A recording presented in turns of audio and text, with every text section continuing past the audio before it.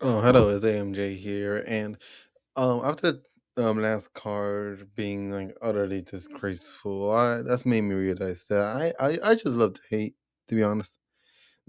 I got into the sport of MMA not to watch highlights, not to watch the reels. No, it's just to hate on people who can beat me up. And this is where the main point of the video comes in. Okay, we all love to hate and we all love to love, but what happens whenever a UFC fighter who is beloved by fans gets hated on because of a bad performance, or maybe just because it doesn't say online? That's the basics of today's video. So, subscribe if you also love to hate, and let's just get on with it. The first fighter I have on this list is Jamal Hill. Now, I debated putting Jamal Hill here since I don't really know if he even had fans before everyone started to turn on him. But except for that one guy on Twitter who tried to hype him up in the Pereira fight, and he just basically told him to go fuck himself. But anyways, um, ever since I lost to Paul Craig, I just think it's been a downward hill. Even though he started winning after that, and it wasn't even because of his performance. He went on a 3-fight win streak, KO streak. I mean, to be honest, Jimmy Crew, Johnny Walker, and Santos aren't the most impressive resume to getting a title fight, but also Ankh drawed was Jan, the ghost of Jan Blachowicz. And so I think that Dana White just like was looking for anyone who was active at the current moment and just said, well, get Jamal Hill and get over. And I think that's whenever Jamal won the title, he thought like he was the shit. And like I think he was able to get it with his trash talk before, even in the Paul Craig fight. Like even though he lost and he was talking all this shit, he was able to get away with it because no one really took him that seriously. Like look at him.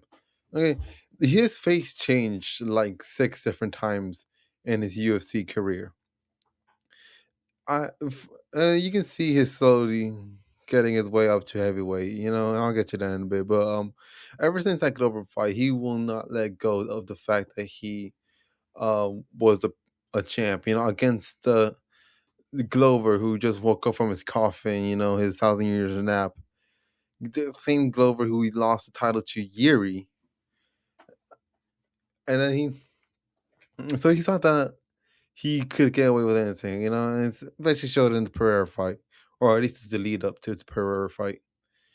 Because this guy will not stop talking about how Pereira suck, I'm so much, I'm not he's not on my level, you know. I wish I could have the confidence of Jamal Hill. I wish that I could take whatever he's taking. Obviously he's taking the Bubba Goosh back. The Italian booger. The Himalayan pack, because he really thought that he would win this fight. Like genuine delusion. And even after after he won that Pereira fight, or after he lost the Pereira fight, fight like a pretty cool knockout. Like I think that what hurt him the most was the fact that like it was a highlight clip for Pereira. Um, the fact that he like lost, and then he went on this whole campaign, this whole like campaign about how he only won because I didn't know that the ref. He first of all, there's many reasons. Okay, for this to be false. The fact that literally Herb Dean said go, he said audibly. Pereira stepped back. He didn't move forward. I don't know where Jamal saw that. He also said that like um he was like taking an angle. He wasn't. He literally wasn't. And he threw the first punch. I don't know if y'all caught that. If you look back in slow motion, you'll see that he caught the. He literally threw the first punch. He made an excuse that it wasn't a punch because he had eye closed. I don't know, man. Maybe get better. Maybe learn how not throw a punch with your eyes closed. All these excuses, man. But for some reason, I think Pereira, instead of like knocking or humbling him, knocking some sense into him. He sent him down more delusion, maybe gave him some CTE on the way. Because even after this, he said that he would win against Yuri. Now, he only said this because he said that I got with a fluke and he got dominated. Okay, it makes zero difference. Okay, it's Alex Pereira. Okay, you get touched by him by his left hook, he kills you. Um, and I think that his podcast did like irreparable damage to him because if he just didn't have a platform to talk, like if he sold his mouth shut, taped his mouth shut, not let him on the internet ever, lock him in a cave, then I think that he might have just a few more fans than he does currently. But no, you just have to keep yapping about. And the thing is, he was never that good. Okay, he was never that good. He beat Clove. Glover was a fluke. Okay, because it's 42-year-old Glover Teixeira he won the belt from. The ghost of Johnny Walker, the boring Santos fight. And you're telling me that you deserve the title shot? He didn't. His feet are flatter than his back, bro. And but so going into this Yuri fight, I'm gonna beat him. He got dominant by. I don't know why he was comparing knockouts. Like it was like any more impressive that he got knocked out because after the ref stopped it, or after he made up all his excuses. Okay, anyways. So after he got knocked out there, I don't think that there anything will fix his head. I think he got, you think he kind of lost by knockout with autism with his mother because even after he got humbled twice, he still wants to run his mouth about Khalil. And again, comparing his fight, his knockout with Khalil's knockout with Pereira, like that's gonna be like, the dumbest thing ever. If anyone like compares their knockouts with another person's knockout loss, like their knockout loss with another person's knockout loss, you know that guy just will not win the fight. Bet a house on the other guy because he's making up fake statistics. Like it doesn't matter when you got knocked out, how you got knocked out. And even then, Khalil put up the bigger fight against Pereira if we're comparing losses. And the audacity for this fat fuck to look back in confusion after after they read 50-45, brother, you didn't win a single round. Not a single round was won by you. Okay, it was practically. So I'm pretty sure someone gave him like a 49-48 or something like that, or 49-47. That's the dumbest thing. I think he was shocked that someone actually gave him a round. Okay, I think he just got a quick paycheck. But now he's moving up to heavyweight, probably because he's too tired to actually try to cut weight. He, I can't wait for his next fight. I really can't. The fact that he thinks that he'll do better in heavyweight, it just astonishes me. Like look at this highlight screen right now. Does that look like a UFC fighter? Okay, go into any Discord right now, you'll find someone who looks like this. He looks like Speed's brother. This is the kind of guy you would go like you go to CC's Pizza after like a football game or after a sporting event. Go to CC's Pizza, and then you look at the um corner of CC's, and you just see this guy eating alone. And I know you might be thinking I'm going too harsh on Jamal. I'm not going harsh enough. There's more videos jerking down just like how stupid this guy is. This is the only thing. If I were to ever recommend his podcast, it would to be for you to have a hilarious laugh, especially since like I don't think your view would count. He barely gets like 300 views. He barely gets 300 views on each one of his videos. Okay, so but moving on to like the next actually group of fighters, whole gym this time, is the fighting nerds. Now, why do I say that this is a switch up? Now, there's two reasons why. Okay, one, Joe Roganism. Okay, the Joe Roganism is this phenomenon of occurred whenever there's an opinion floating around. If Joe Rogan says it enough, then everyone starts to believe him. And then once his opinion gets proven wrong, even in the slightest, even in this case, which I will talk about, they will all just dogpile him to call his opinion overhyped. Like if we talked about prospects, talks about a prospect like saying that like their next comment, this is a champ, his footwork's really good. Their footwork's a little off, or like they get beat. Then then everyone on Twitter, on Instagram starts dogging on X, whatever. It starts dogging on them, saying they're overhyped, they're overrated, just because of Joe Rogan. Okay. Okay, here's a PSA. Do not listen to Joe Rogan. He's become casual, but I think that's another topic for another video. Anyways, the fighting nerd, okay? Main people: Kyle Bajadio, John Silva, Carlos Pratas, and Mauricio Hufi. Okay, these guys, before 2025, were touted as like the next coming of champions. This crazy idea of these people like analyzing with scientists, video data, frame by frame analytics. Which first of all, GSP had a coach that did that, so it's not that revolutionary. Well, anyways, um, the thing is that they were good, but they weren't top level yet. Whenever Joe Rogan like found them or whatever, I don't know how he found out about them, and started to like just glaze them, started to just absolutely slobber on them. I like him and Bonnie Blue have to be on the same level of dick riding multiple men, you know. But then 2020 happened, and all of the fighting nerds lost except for no, Hoofy did lose against PSD. Pratas lost to Ian Gary. Bahalio lost to Imavov. Jean, I'm pretty sure he did go unbeaten until he went to give up against Diego Lopez, and Hoofy lost to, Hoofy lost to who was it? BSC, yeah.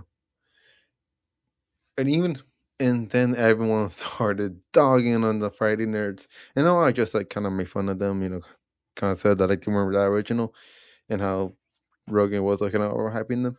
But they are legitimate like title contenders now. They are like good fighters. They're not like that overrated. I mean, just look at um Hoofy and Pratas now. They've gone like to titleship contention. People are talking about them fighting the title. Jean, I don't know if he will soon, but he's definitely getting there. But Hadio, I don't know what he's doing. Um, after during the RDR final, and I think he's having different ideas of what to do. I think he saw Macy Barber in the crowd, but now, but that's the real problem with Joe Rogan. Is like if he says an opinion, everyone thinks that that's a popular opinion now, and it's not. Joe Rogan has done irreparable damage to fighting nerds and their legacy for a bit, but I think people are coming around to them more. I I've seen people, people like Glazing Pratas, Jean, also now Hoofy, not that much about audio. He's kind of fun of mine. But I really think that these guys are overhated.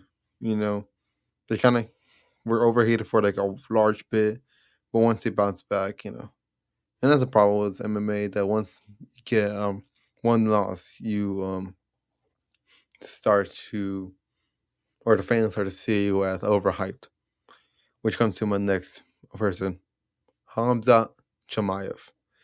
Now, this could be the last person, but Hamza is an interesting case because I feel like it was death by 1,000 slashes. He came in looking strong, getting highlight knockouts at first. If you see like his early highlights, they're mostly knockouts. But then, and then there was Three. I actually know what it was. It was the Diaz fight he got, and then no before that. My bad, I'm getting so fucking lost. Um, comes out, then got COVID. He was so inactive, you know. I don't know if wherever he's from, I don't know where he fights out of, Sweden, Dagestan, anywhere, bro. Armenia. He seems to just keeps on switching countries from countries, you know, on the VPN shit. But the thing is, but then you got COVID, you know, he lost a decision, a majority split decision to COVID, and it was out for a large while until he came back, um, where he started just being inactive. He just did not want to fight. You know, it was one thing or other. He was injured, he was sick, or he just didn't want to fight. You know, and then when he did get a fight, guess what? He would miss weight, and I feel like the real whenever people started like to not dislike him a bunch is when he missed weight against Diaz in the Diaz v Kamta fight. And I know the whole conspiracy theory about UFC making him stop cutting weight so he can fight Kevin Holland and Diaz could fight Ferguson. And like, I don't think that's what happened. I don't think they know what that smart for it to happen. You know, he is the pinkest. It keeps on turning so pink. Okay, he wasn't even full stage pink yet. Whenever that happens, and I don't think he's that smart. Okay, this man promotes power slap, thinking he can't even read numbers on the screen correctly on analytics of power slap. But anyways, um, I think the UFC probably saw that this was a perfect opportunity to switch fights, and everyone already hated that fight. Anyways, people already just didn't like the fight, so they have found an opportunity to switch it up. But everyone's so mad at Kamsa, and that's not like unreasonable hate. You know, no one likes a fighter the basic way. It's just like, you know, but it was probably doctor recommended you stop.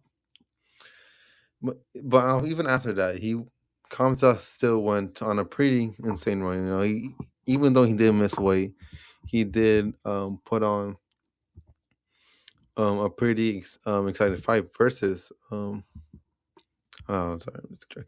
against Kevin Holland. I think it was from there, and then he got like Usman, where I think even more he got towards him because everyone saw that Usman won. Um, and I can see that, you know, no one really likes seeing Usman lose, especially since he moved up to middleweight, and everyone saw that or not everyone, but most people thought that he did win that fight, and then Whitaker, subbing Whitaker, which is it breaks my heart. I love Bobby Knuckles. Bobby Knuckles is probably one of my favorite fighters, and it just sucks to see that. And then there was a DDP. Oh my god, fight. That was a fight of all time, you know, a championship fight of all time. You know, we witnessed one of the fights of all time. You know, and I think that's really when people started saying, "All right, whatever," because everyone hated that fight. I can't blame them. You know, I calmed out wasn't going for damage. He wasn't. He just wasn't. I don't know if he was just scared of DDP. And I don't know. And just how DDP fought, he saw that like Chimaev would like try something, but no, he just laid on top of him. You know, just tapping him on the forehead. Which is when our great savior Strickland came. The great savior of America, Strickland came and split decision Chimaev. Yeah, he didn't win that decisively, I'll be honest. And many people, and I don't know what was wrong with Chimaev this fight. I don't know if he thought that like he was just like weak, or I don't know if it was the weight cut making him weak, him not like being mental, him coming with a dumb game plan. Strickland has. I feel like everyone also underestimated Strickland because he has good takedown defense. I feel like everyone forgot about that, which really showed in this fight where he actually got top mount against Chimaev somehow. I don't know which one have Chimaev. Okay, um, he looked dead in that fight for some reason, and then all this beef and him being belt on, it just left a bad taste in people's mouth. So people just do not like Chimaev anymore. This is like probably like the only one. Actually, no. This and Jamal Hill are probably the only ones I get off of this. Aside from the fighters, I get these hate. I get where the hate comes from. I do not like Chimaev, but people still do underestimate him a bit. I've seen people who were just saying that, oh, Chimaev is the future of middleweight. He will become champ. He'll become dominant champ, even if it's boring. He'll be a dominant champ. And then one Strickland one, they're like, oh, he does not deserve mini reshot. He doesn't, to be honest. He doesn't deserve mini reshot. He sucks. Strickland would beat him again if they fought again. It wasn't a fluke. It wasn't because of the weight cut. And I agree with some of those sentiments, but still, Hamza's not a bad fighter. He's not like undeserving of the belt, I'll say, He beat DDP decisively, caught it boring or whatnot. So yeah, that's all she wrote for this video. This was really a fun topic to talk about. I just like to hate on people. Like, I definitely, if I saw them in the street, I'm running the other way. Nothing twice about it. I train some. I train wrestling, but like the only thing I got from that is my cardio. Running away. So, subscribe down below if you want to see more content like this. I love you all. See you all next time.